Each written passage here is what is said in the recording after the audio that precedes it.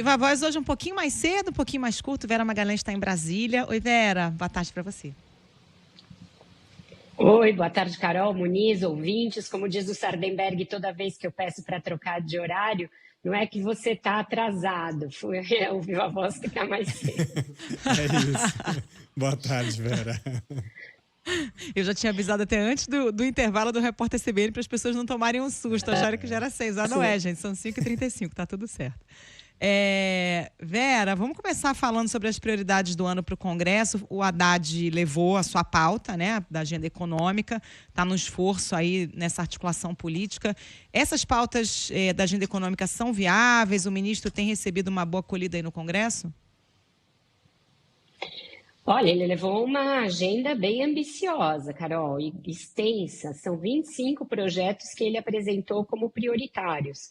Alguns desses projetos nem estão ainda no Congresso, então ele apresentou intenções como prioridades. E isso complica um pouco a gente fazer a análise da viabilidade. O principal projeto que encabeça a lista é a isenção de imposto de renda para quem ganha até R$ 5.000. Mas esse é um que ainda estão dependendo de detalhes, fechar a proposta, e principalmente depende de uma compensação de receita para o que o governo vai abrir mão de arrecadar, isentando quem ganha até R$ 5.000 de pagar imposto de renda.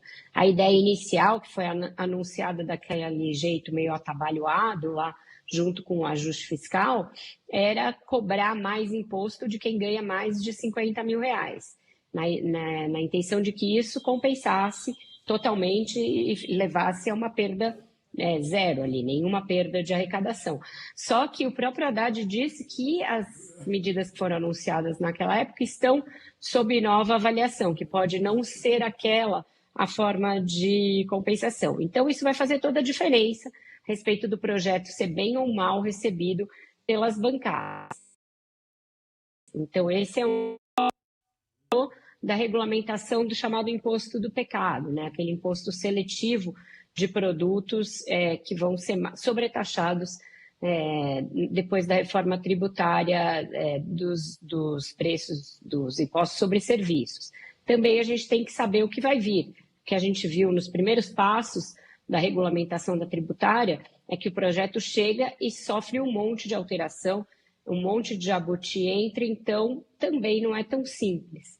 E da mesma maneira os demais projetos. Ele falou em regulamentação das Big Techs. A gente vem ouvindo falar desse assunto num outro ramo, na regulamentação ali das suas responsabilidades quanto ao conteúdo. O que ele está falando é a adequação dessas empresas ao regime tributário do Brasil. Provavelmente vai querer taxá-las mais, que elas paguem mais imposto, um imposto de forma diferente. Isso sempre é polêmico e essas são empresas que se articulam sempre muito bem no Congresso.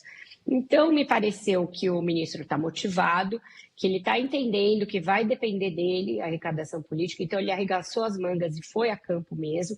Tanto que o Padilha estava lá, mas você vê todas as manchetes, são Haddad leva as prioridades, Haddad leva as prioridades. O ministro da articulação política mesmo foi um coadjuvante, ele foi tomar um café junto com o titular da Fazenda.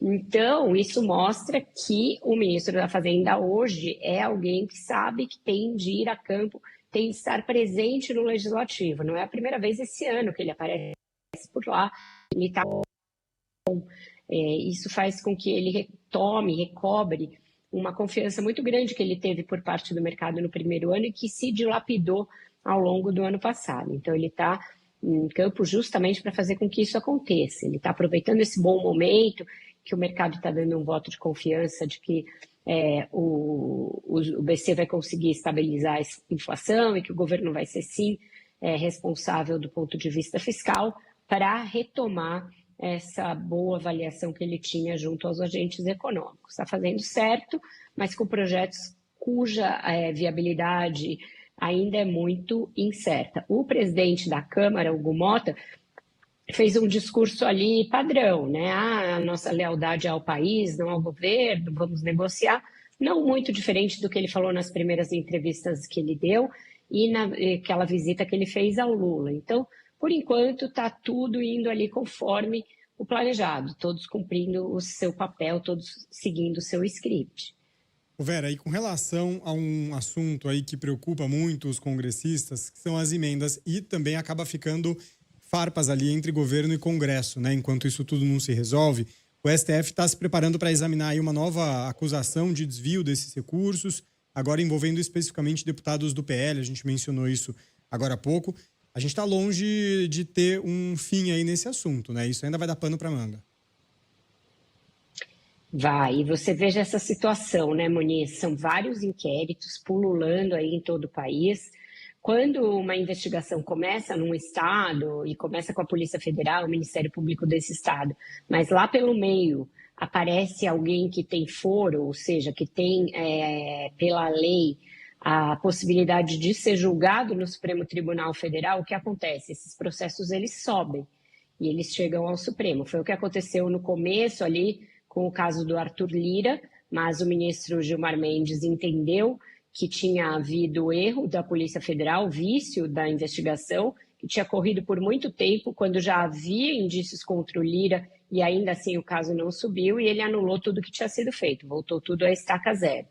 No caso mais rumoroso que está aí em discussão, que é o do chamado Rei do Lixo, o ministro Barroso, presidente do Supremo, deu uma decisão na segunda-feira que deixou os parlamentares um tanto aliviados também. Ele não entregou o caso ao ministro Flávio Dino, como era o pedido da Polícia Federal, e manteve com o ministro Cássio Nunes Marques, para quem tinha sido distribuído o inquérito, dizendo que não tinha nada que fizesse do Flávio Dino prevento, que fosse uma prevenção para que ele fosse o relator.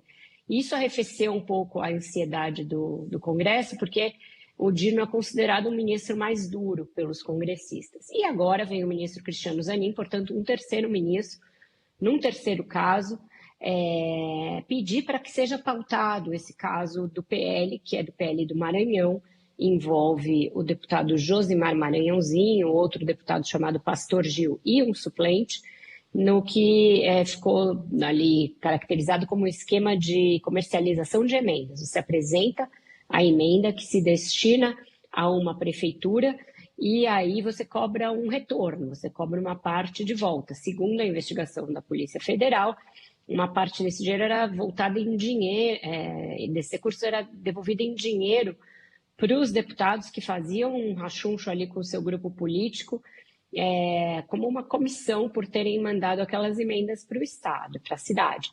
Então, isso vai ser agora objeto de análise do Supremo para decidir se acolhe a denúncia. Esse é um dos ritos do sistema de justiça. O Ministério Público vai lá, apresenta uma denúncia, ou seja, pede para que essas pessoas sejam tornadas réis, e aí o Supremo decide se acata a denúncia ou não, acolhe a denúncia ou não. Então, nesse momento, você não está condenando ninguém, você está fazendo o primeiro passo, que é tornar essas pessoas réus. E é nesse ponto que a gente está. Então, isso vai ser julgado. O Supremo está de olho, portanto, nas emendas, e os deputados estão achando que o governo vai contar com isso, que fiquem abrindo um inquérito após o outro, que a coisa seja criminalizada, que se crie um grande escândalo de emendas, e isso leve a que os próprios deputados e senadores recuem do seu apetite por emendas. Vamos ver se vai ser assim mesmo que a coisa vai funcionar. Ô Vera, ainda no Supremo foi retomado hoje o julgamento da DPF das favelas. Aqui no Rio de Janeiro tem uma politização enorme acerca desse tema, né? Até porque segurança pública é o grande tema eleitoral do país como um todo, mas do Rio de Janeiro especificamente. Qual a perspectiva nessa pauta? Olha, Carol, por enquanto o que se viu ali na volta desse caso à pauta, né? Porque esse também é um rito meio novo estabelecido pelo Barroso. Quando o caso é muito polêmico, ele é levado à pauta, as partes expõem ali, fazem aquela primeira exposição das suas razões. Então, nesse caso, a DPF é uma ação de descumprimento de preceito fundamental. E quem ingressou com ela no Supremo foi o PSB. O PSB alegou que as operações policiais no Rio de Janeiro feriam a Constituição e feriam o básico dos direitos humanos e pediram uma série de restrições a isso. Isso foi em 2019. E a primeira liminar foi dada pelo ministro Fachin, que é o relator, em 2020, na pandemia. E ele usou a pandemia para dar essa liminar, dizendo que não era admissível que houvesse operações nas favelas do Rio durante o curso da pandemia. Isso foi questionado pelo governo do estado, era considerado um salvo-conduto para o crime organizado, você livrar o crime de qualquer tipo de ação da polícia durante toda a duração da pandemia. Houve várias idas e vindas, em vários momentos houve operações a despeito da liminar, e aí o Supremo reclamou de descumprimento da sua decisão, fizeram acordos ali de procedimentos para que a polícia aceitasse algumas regras novas ali de adequação da sua ação. Agora, o que na abertura de hoje, o ministro Fachin disse que vários desses combinados não estão sendo cumpridos, que as violações dos direitos humanos continuam, mas ele foi, por exemplo, interrompido pelo ministro Alexandre de Moraes, que deu uma espécie de uma reprimenda, do tipo, o senhor não vai esperar que a polícia vá subir a lugares onde atuam milícias e o crime organizado sem armamento letal. Então, já deu para perceber que algum grau de divergência vai ser aberto aí em relação a essa ideia do Fachin de que as polícias estão totalmente descontroladas e que tudo tem que ser revisto. O ministro abriu a sua fala, o Fachin, com dados ali que mostrariam um acerto da sua política, da sua liminar. Olha, caiu o número de mortos e caiu o número de mortos em confronto, inclusive de policiais. Acontece que esse é um caso em que o governo do Rio e a prefeitura estão do mesmo lado, e a gente sabe que Eduardo Paes e Cláudio Castro são adversários. E esse lado é o lado oposto ao do ministro Fachin. Tanto o prefeito quanto o governador argumentam que essa liminar foi muito deletéria para o combate ao crime organizado. O crime organizado teve tempo de se estruturar, que a polícia perdeu o terreno na disputa aí pelos territórios e que, portanto, a liminar tem que cair e a ação tem que ser considerada improcedente. Então, vai ser algo muito importante a gente acompanhar. E chama a atenção que essas restrições sejam só ao Rio de Janeiro, porque se há descumprimento realmente do que diz a Constituição em termos de direitos humanos, etc., está comendo solto no Brasil inteiro. A gente tem casos em presídios no Brasil todo, tem casos de violência policial em São Paulo muito graves, tem casos de violência policial na Bahia gravíssimos, e, no entanto, você não tem cerceamento da ação policial para que ela não possa entrar em determinados territórios nesses outros estados. Isso é o que quem é contra a decisão do ministro Fachin também usa como argumento. Então, eu acho que o Supremo, nesse caso, vai se encontrar bastante dividido, até porque eu apurei que tanto o governador quanto o prefeito fizeram gestões junto a vários ministros, expondo esses argumentos, e muitos deles foram sensíveis ao que eles falaram, então podem sim divergir do voto do ministro Fachin. Vera, mudando aí um pouco de assunto, a gente segue naquela expectativa pela reforma ministerial, né, tão falada, tão especulada e esperada.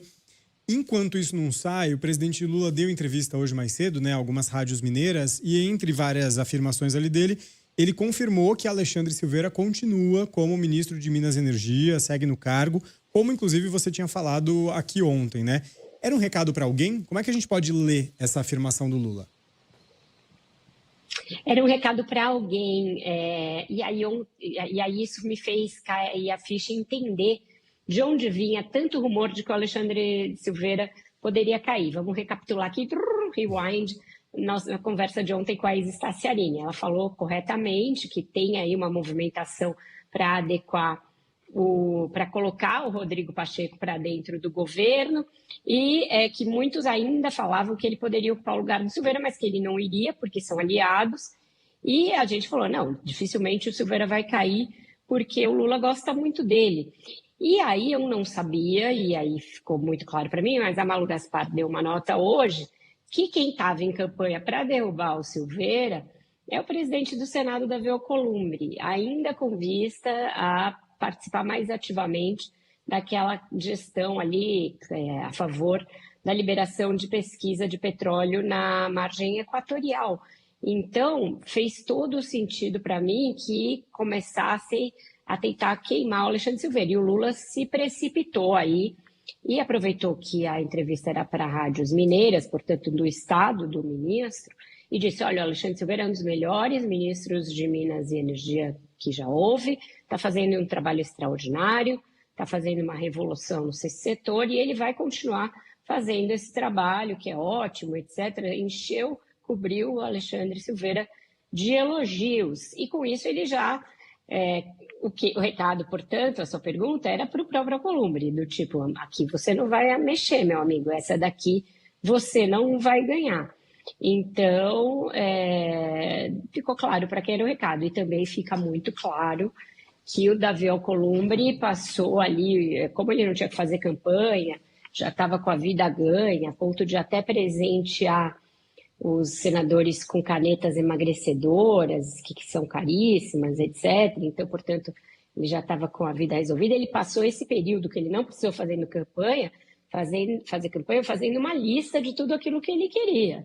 E aí já assumiu pondo a agenda em marcha, uma espécie de Donald Trump do Senado, com muita rapidez ali, já dizendo as partes do território que ele quer conquistar. E o Lula fez uma cruz no chão e disse, não, aqui não tem como, mesmo porque o presidente enxerga nessa movimentação para derrubar o Alexandre Silveira uma ação do empresário Carlos Soares. Ele acha que é o Soares que quer derrubar o ministro, eles realmente têm aí um contencioso grande, então aqui não vai rolar. Então esse vai ser poupado. Tem me chamado a atenção nas minhas andanças por aqui, a quantidade muito grande de gente que crava que vai haver uma mudança na articulação política. E aí seria uma mudança para tirar o ministro Alexandre Padilha. O Lula já foi muito pressionado para isso e até aqui resistiu. Mas o que me dizem é que desta vez ele estaria propenso a fazer isso.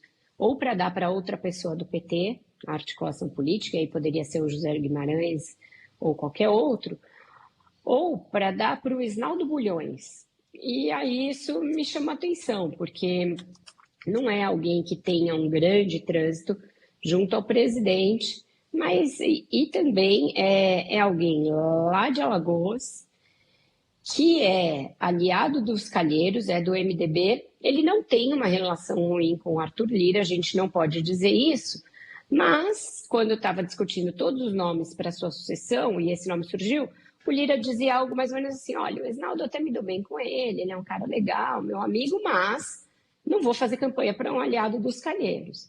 Então, não sei se um aliado dos Calheiros é a melhor pessoa para você colocar na articulação política neste momento, porque tem essa animosidade local. Então, é isso que a gente vê nesse momento. Se o Isnaldo fosse para o ministério, ficaria claro que o próprio Lira não irá. E é isso, as movimentações ainda muito incipientes, esbarrando nessas vetos de lado a lado e nas pessoas que o Lula já decidiu preservar. Ele decidiu preservar, por enquanto, José Múcio e Alexandre Silveira. Então, esses dois, a gente sabe que estão garantidos no Ministério. O resto está tudo em aberto ainda. Vamos aguardar. Vera, obrigada. Boa tarde para você. Até amanhã em horário normal, nosso bate-horário de sempre. É isso, amanhã a gente volta, Viva a Voz normal, direto dos estúdios aqui de Brasília. Até lá. Valeu, Vera, até.